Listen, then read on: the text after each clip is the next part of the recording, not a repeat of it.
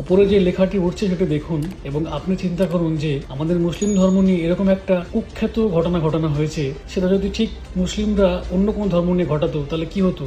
এতদিনে হয়তো মুসলিমদের বা এতক্ষণে হয়তো মুসলিমদের কতগুলো লাশ পড়ে যেত, মুসলিমদেরকে সারা ভারতবর্ষ জুড়ে হয়তো তাদের বাড়িঘর ভাঙা হতো, তাদেরকে মারা হতো। কিন্তু আমরা মুসলিম, আমরা শান্তিপ্রিয় জাতি, তাই আমরা এখনো চুপ রয়েছি। এটি তালাকে নিয়ে এমন একটা বাজে মন্তব্য করেছে, এই মন্তব্য এখানে বলে আমি আপনাদেরকে বিভ্রান্ত করার চেষ্টা করছি না।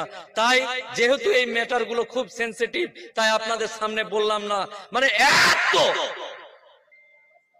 মদখোর হতে পারে, বিড়িখোর হতে পারে, নামাজ না পড়ে মুসলমান হতে পারে, কিন্তু আমার আল্লাহ এবং আমার নবী প্রিয় হাবিবের বিরুদ্ধে কোন রকম কথা আমরা শুনতে চাই না। এটাই আমাদের জজবা, এটাই আমাদের রাগ, এটাই আমাদের তাকবীর, এটাই আমাদের। কারণ আমাদের মধ্যে যে ঈমানটুকু বেঁচে আছে, নিঃসন্দেহে ইসলামী শরীয়তের সমস্ত পদ্ধতি আমরা মানতে পারি না, কিন্তু আমি বেঁচে আছি, আমরা বেঁচে আছি।